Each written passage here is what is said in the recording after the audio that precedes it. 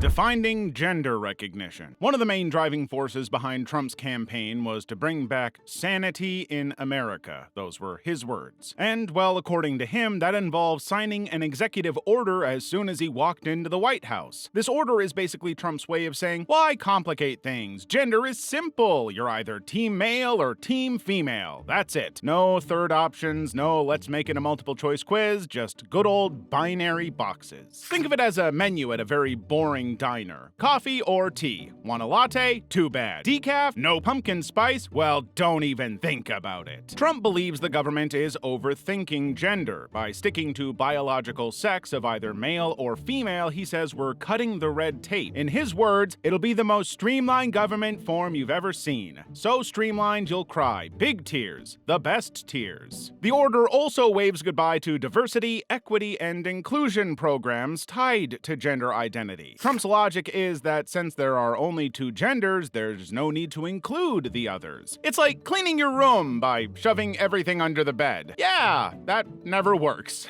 However, if the order actually goes through, it'll mean gender forms would only have two options, and every single government program, school, and agency receiving federal funding would have to follow suit. Not to state the obvious, but a lot of people are furious with this decree. According to them, Trump is trying to erase the identity of billions of people. This could also seriously affect the protections of transgender and non-binary folks under anti-discrimination laws. Mass deportations. Right after the inauguration, Trump signed an executive order ramping up deportations of undocumented immigrants in the U.S. The order essentially unleashed immigration officers to detain and deport undocumented immigrants, targeting areas that had resisted federal immigration enforcement in the past, which basically means he focused on sanctuary cities. You see, these sanctuary cities were like rebellious teenagers who had policies limiting local cooperation with federal immigration authorities, which Trump has long argued undermines national security. His 2025 orders zeroed in on these places, claiming it was about safety and restoring law and order. Well, critics, of course, saw it differently and accused the administration of stoking fear and disrupting communities. But we already know that Trump doesn't really care. So he has deployed ICE, and they have used tech like drones and data analytics to locate undocumented immigrants. Yes, drones. Imagine being chased out of a grocery store by something that looks like your nephew's toy helicopter, but angrier. There are teams conducting large-scale raids in workplaces, homes, and even public spaces, and the order also reduced some legal protections, making it harder for undocumented immigrants to fight deportation in court. Now, even though the order reads like a bureaucratic to-do list, its impact is deeply personal. Families are being torn apart, with parents being deported while their US-born children, citizens by birthright, are left behind. Critics have described this as heartless, and some call it a nightmare for human rights. And I mean, you've got to wonder, what happens to communities when their favorite Mexican food vendor disappears overnight? Release of JFK assassination files. It was just another bright morning in January 2025 when President Donald Trump announced that he's declassifying the long-secret JFK assassination files. It's like Netflix just dropped the trailer for the ultimate true crime documentary, except this time it's real life. You see, for decades, the US government has kept certain files about the assassination of President John F. Kennedy under wraps, all because they said it was to protect national security and all the sensitive sources involved. Well, people aren't buying that and have speculated for years that the files could reveal who really did it. Was it the CIA, the mafia, or an elaborate plot involving rat people? So Trump's executive order would rip off the band-aid and let us know once and for all. It's literally the government's version of spilling the tea. Promotion of cryptocurrencies. Bitcoin has been repeatedly hitting deadlines for various reasons, but this time it is because Trump has decided that it will officially become the future of finance in America. Don't get it wrong, it doesn't mean it's going to entirely wipe out the dollar. His grand scheme is to simply shed more light to cryptocurrency. Right now, he is throwing in some serious cash into backing blockchain infrastructure. Think of it like building a super fast highway for digital coins to zoom around around on without hitting traffic. The government wants to make it easier for companies to jump into the crypto game, so whether you're launching the next Bitcoin killer or setting up a vending machine that spits out NFTs, this order gives you a leg up. Rumor also has it that the US might be cooking up its own digital currency, and while promoting crypto, they're also working on rules to keep people from losing their life savings because they thought investing in Dogecoin was a genius retirement plan. Withdrawal from the Paris Agreement. The Paris Agreement is like a group pact where countries promise to do their part to combat climate change, and it was signed in 2015. The entire plan was about reducing greenhouse gas emissions, keeping global warming below 2 degrees Celsius, preferably 1.5 degrees Celsius. Think of it as Earth's summer body goal, and generally making sure we don't turn our planet into a giant sauna. Each country sets its own targets, like pledging to eat fewer cookies, but in this case it's using less coal, gas, and oil. And the idea is that everyone works together for a cleaner, greener planet. Well, Trump decided the US didn't want to play this game anymore, all because he claims the Paris Agreement was unfair to the US and it's costing Americans jobs in industries like coal and oil, while giving other countries, especially China and India, a free pass to pollute more. So he signed an executive order to withdraw, arguing that this would save billions of dollars and bring back jobs. It's like canceling a gym membership to save money, but ignoring that your health might take a hit. Now, this is a big problem because the US is basically the guy with the cleaning supplies. As one of the world's largest carbon emitters, the US plays a crucial role in global climate efforts, so without it, hitting those global warming targets becomes about as likely as a snowstorm in the Sahara. Of course, some people saw this move as Trump prioritizing short-term economic gain over long-term planetary health. But supporters of the withdrawal, however, cheered Trump for putting America first and protecting industries like coal. Energy Emergency Declaration. Imagine you're at home, cozy on the couch after a long day at work, and bam, the power suddenly goes out. And just like that, you are in complete darkness. This is kind of what would happen if Donald Trump's energy emergency order goes through. Basically, the executive order is aimed at literally supercharging America's energy production. The goal here would be to ramp up domestic energy production like there's no tomorrow. Specifically, this means giving the green light to fracking, drilling, and mining on federal lands. Think of it as a power move, literally and figuratively. Trump justifies this by saying America needs to be energy independent to avoid relying on foreign countries for fuel. He proposed they use a process called fracking, which is short for hydraulic fracturing. It's basically like giving the earth a soda and shaking it until the oil and gas bursts out. Scientists use high-pressure water, chemicals, and sand to crack underground rocks and release the fuel trapped inside. But here's the thing. While fracking boosts energy supplies, it's also been blamed for things like water pollution, earthquakes, and even turning tap water flammable. Yes, that's real. Imagine trying to boil water and accidentally recreating the 4th of July. Well, this executive order cuts red tape faster than a kid unwrapping Christmas presents and would remove restrictions on where companies can drill, speed up permit approvals, and offer financial incentives to energy producers. It's like Oprah, but with oil. Everyone gets a drill. This also means more jobs in the energy sector, which Trump touts as a win for the economy. Withdrawal from the World Health Organization. You see, the World Health Organization, WHO, is like the world's health referee. They blow the whistle on pandemics, help countries tackle diseases, and sometimes try to stop people from eating undercooked bat soup. Sounds like a pretty useful group, right? Well, Trump thought otherwise. In his view, WHO was behaving less like a referee and more like the kid who's clearly biased toward one team, and he meant China. Trump claimed the WHO was too cozy with China, especially during the early days of COVID-19. It was also pretty pissed that while the US contributes nearly 15% of WHO budget, they were still not getting better service. He also accuses WHO of dropping the ball on COVID-19 warning. In his word, they were too slow to act and too quick to trust China's data, which he felt made the pandemic worse. Translation, you had one job. Well, leaving WHO means they'll lose a chunk of its budget. Imagine your roommate moving out and taking the Wi-Fi with them. Things can get messy. The US stepping away could also hurt worldwide efforts against diseases like malaria, tuberculosis, and, oh yeah, future pandemics. Plus, the WHO isn't just about medicine. It's also a place where countries hash out health strategies together. So without the US at the table, it's like having a group project where the most resourceful member suddenly bails. Ending birthright citizenship. Just imagine you're at a fancy dinner enjoying the finest meal of your life when suddenly someone bursts in, eats a bite of your steak, and declares they belong to your table now. Confused? Well, that's kind of how some folks see birthright citizenship. People being born in a country and automatically gaining citizenship, no questions asked. Well, in January 2025, President Trump decided no more free lunch.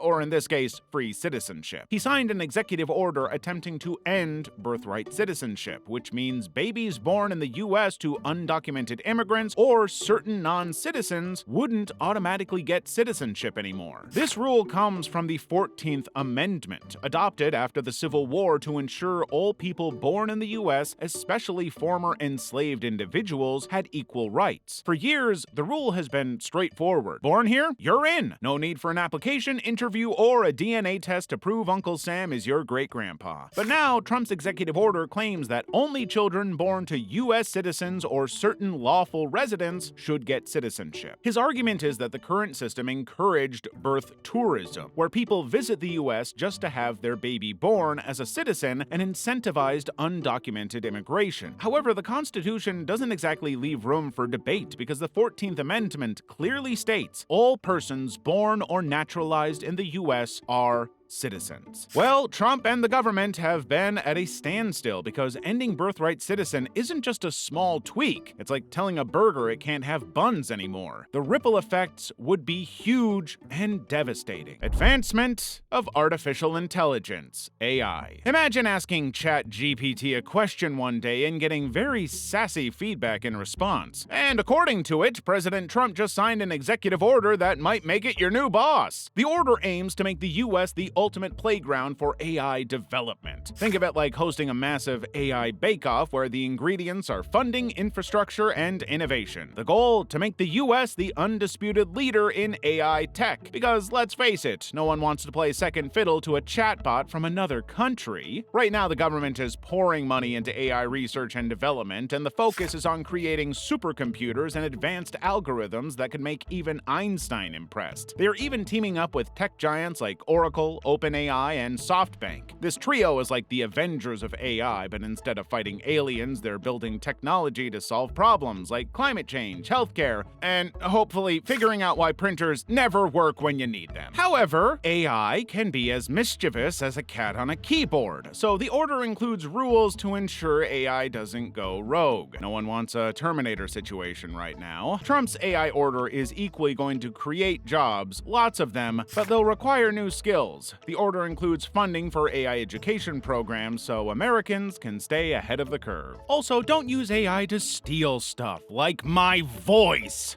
Yeah, I'm onto some of you.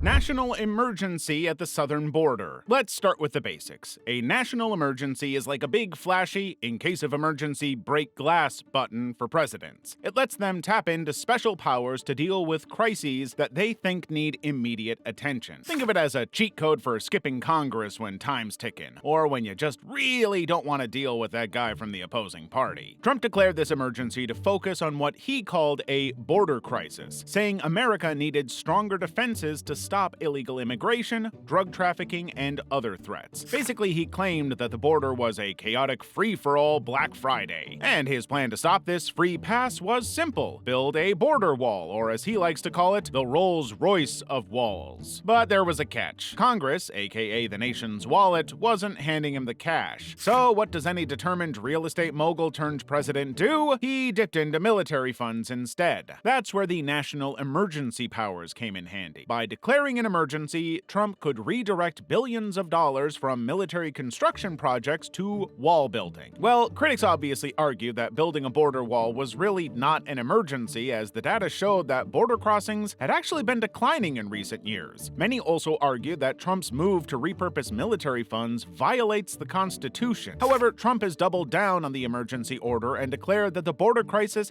has escalated and that more funds were needed. Obamacare. Now, before we dive dive into what happened, you first have to understand and rewind to what Obamacare is. Think of it as a big group discount for health insurance. It's aimed to make healthcare affordable for everyone, especially those without employer-provided insurance. It was able to do this by giving subsidies, aka discounts, to help people afford insurance. They also made sure insurance companies couldn't reject you for having pre-existing conditions. However, not everyone loved this idea. Critics said it was too expensive, too restrictive, and too much government interference. So in 2025, dear Mr. President issued an executive order to end the Affordable Care Act, aiming to replace it with a system he dubbed America First Healthcare. In this new act, Trump canceled the penalties Obamacare had for people who didn't get insurance. Trump basically called this a tax for doing nothing. So his new order has wiped that out entirely. Now, skipping health insurance was guilt-free, like ignoring salad at a buffet. States also got more control over healthcare policies. This meant each state could make its own rules, like a DIY healthcare project. But as soon as the ink dried, lawsuits started flying faster than gossip at a family reunion. Critics argued this move would strip healthcare from millions of Americans, especially the most vulnerable. Extension for TikTok compliance. TikTok, the app that turned dance challenges and lip syncing into global phenomena, has been under the US government's microscope for a while, and their concern was that its parent company, ByteDance, is based in China, leading to worries about data privacy and national security. Think of it as inviting someone to your party but being unsure if they're secretly reporting back to a rival party planner. So in 2020, the US government, under President Trump, issued an executive order aiming to ban TikTok unless it sold its US operations to an American company. Now, fast forward to January 2025. The ban was set to take effect, and TikTok even briefly stopped working for US users, causing a digital uproar. Imagine the horror. No more cat videos or viral dance challenges. But then, in a move that surprised many, President Trump signed an executive order granting TikTok a 75-day extension to comply with US ownership laws. It's like the DJ getting a temporary pass to keep the party going while sorting out their playlists. Now you might be wondering why the sudden change of heart. Apparently, numerous wealthy individuals had expressed interest in TikTok, and Trump even floated the idea of a joint venture between the US and ByteDance. People like Elon Musk, Mr. Beast, and Kevin O'Leary have all proposed a significant cash bid they believe ByteDance can't refuse. For now, the 75-day extension is a temporary reprieve that's giving TikTok time to negotiate a deal that satisfies US regulatory concerns. If successful, TikTok could continue operating in the US under new ownership or a restructured agreement. If not, the app might face another ban, leaving millions practicing their dance moves offline.